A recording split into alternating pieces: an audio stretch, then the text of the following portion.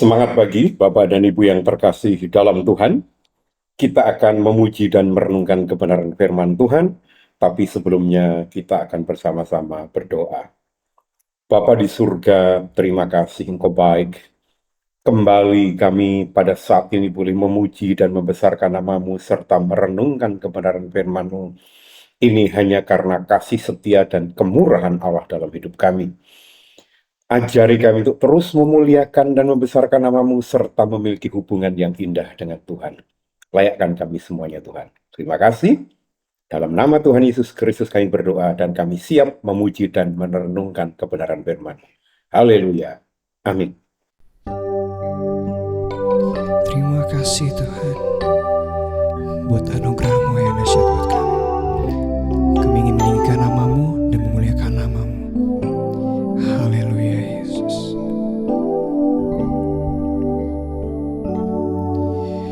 Yang terutama di dalam hidup ini, meninggikan nama Yesus.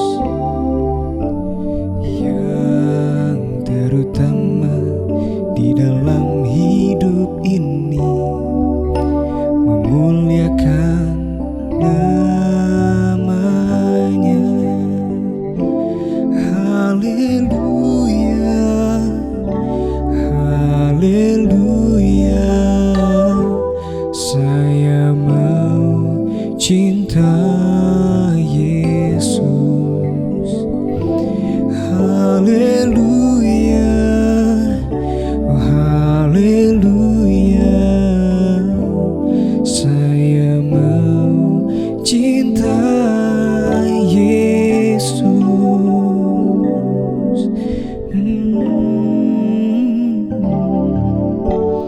Yang terutama di dalam hidup ini, meninggikan nama Yesus. Yang terutama di dalam hidup ini, memuliakan namanya. Haleluya, haleluya. Saya mau cinta Yesus. Haleluya, oh haleluya. Saya mau cinta Yesus. Haleluya, oh haleluya. Saya mau cinta Yesus.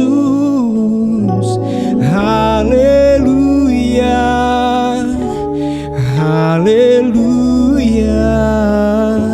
Saya mau cinta Yesus. Saya mau cinta Yesus. Saya mau cinta Yesus. Saudara yang terkasih dalam Tuhan, tema renungan pada hari ini adalah dipilih menjadi umatnya. Kita akan baca sebuah ayat di dalam 1 Petrus 2 ayat yang ke-10 yang demikian bunyinya. Kamu yang dahulu bukan umat Allah, tetapi yang sekarang telah menjadi umatnya. Yang dahulu tidak dikasihani, tetapi yang sekarang telah beroleh belas kasihan. Puji Tuhan. Saudara yang terkasih dalam Tuhan, temanya adalah dipilih untuk menjadi umatnya. Dulu kita bukan umat Allah, tetapi sekarang kita menjadi umatnya. Pertanyaan besar yang kemudian muncul adalah, Mengapa sih Tuhan memilih manusia? Tuhan mau memilih manusia menjadi umat kesayangannya. Nah, kita akan baca sebuah ayat yang kita semuanya hafal barangkali. Di dalam Yohanes 3 ayat yang ke-16. Demikian firman Tuhan. Karena begitu besar kasih Allah akan dunia ini, sehingga ia telah mengaruniakan anaknya yang tunggal, supaya setiap orang yang percaya kepadanya tidak binasa, melainkan beroleh hidup yang kekal. Nah, saya kira ayat ini sudah menjadi jawaban atas pertanyaan tadi. Mengapa Tuhan memilih manusia? Saya mencatat ada 3 hal. Yang pertama adalah, kenapa kok Tuhan itu memilih manusia adalah Tuhan memiliki kasih yang besar. Karena Allah memiliki kasih yang besar itu, dia berniat menyayangi manusia, memilih manusia untuk kemudian dikasihi dan diselamatkan. Saudara yang terkasih dalam Tuhan, kira-kira Tuhan tahu atau tidak kalau manusia itu satu kali mengecewakan Allah, tetapi Tuhan tetap mau menyayangi manusia, memilih manusia? Saya yakin Tuhan tahu. Saya bertanya, Bapak Ibu, kira-kira nih, menyadari atau tidak bahwa kalau kita memiliki anak, satu kali anak kita pun mungkin akan mengecewakan kita. Mungkin ketika kita minta sesuatu, dia akan menolak. Mungkin ketika kita perintahkan sesuatu, dia akan ngeyel, akan menolak. Tapi, apakah kemudian kalau kita mengetahui potensi-potensi yang terjadi, kemudian kita tidak mengasuh, membimbing, dan mendidik anak kita dengan baik? Tetap saja, sebagai orang tua, meskipun kita tahu bahwa ada potensi, satu kali kita tidak sesuai dengan anak kita, pikirannya tidak pas dengan kita, lalu ada ketidakcocokan, lalu kemudian timbul marah dalam diri kita, atau anak kita marah karena sikap kita sebagai orang tua, tetapi sebagai orang tua, Bapak, Ibu, Saudara, dan saya tetap membimbing dia, mengasihi dia, mendidik dia, memberikan yang terbaik untuk dia. Nah, kalau kita manusia saja begitu, apalagi Allah. Karena sesungguhnya Allah itu memiliki kasih yang luar biasa. Itu alasan yang pertama.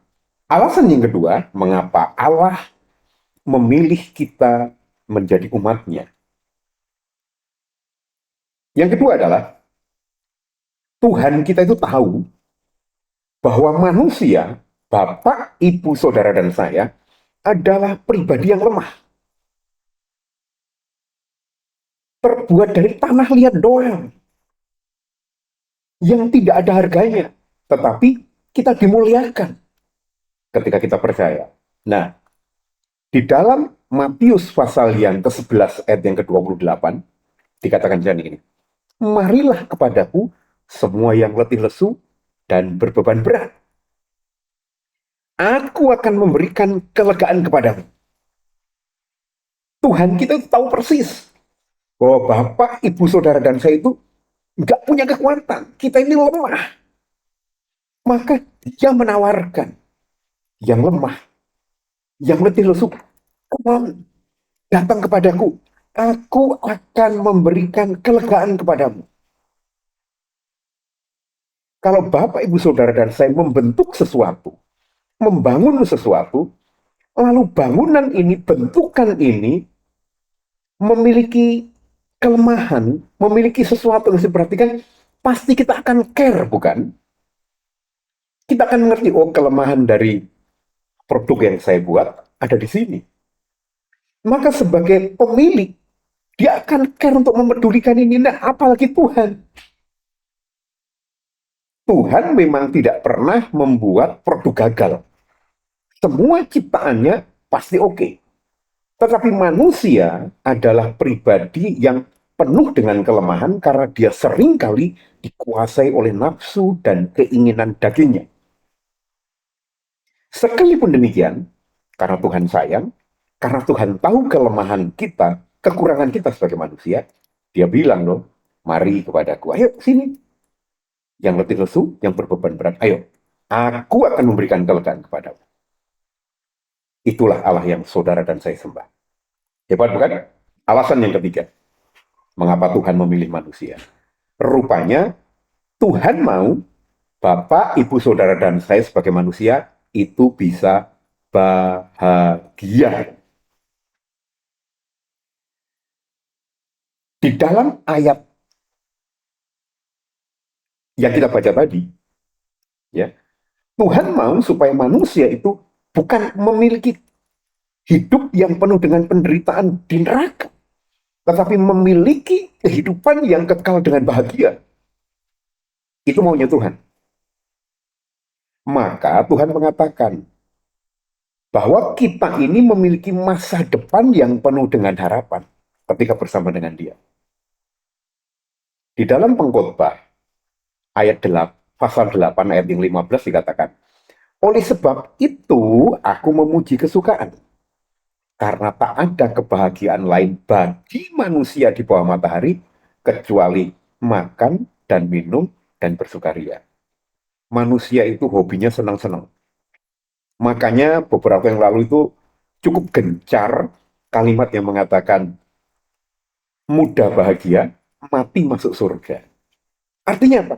Memang harapan pokok manusia, keinginan dia adalah bahagia selama-lamanya.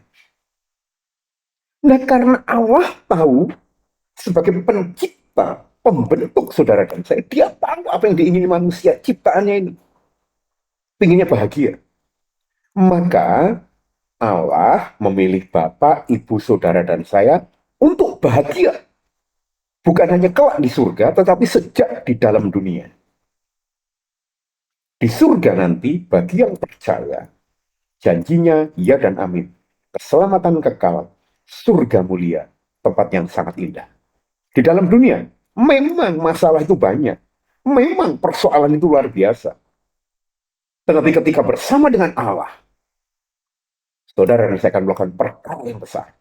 Bahkan ketika roh Tuhan, roh Allah itu ada dalam hidup kita, persoalan memang seringkali ada.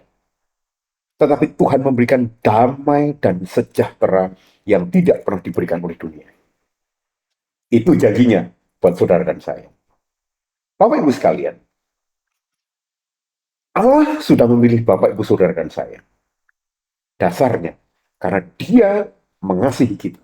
Pertanyaannya, ketika Bapak, Ibu, Saudara, dan saya mengerti bahwa kita adalah pribadi yang lemah, tanah liat semata, yang penuh dengan persoalan, penuh dengan lupa, tetapi ada pribadi yang senantiasa mau memberikan kebahagiaan, yang mau memberikan kelegaan, yang mau memberikan pertolongan. Apa jawabannya?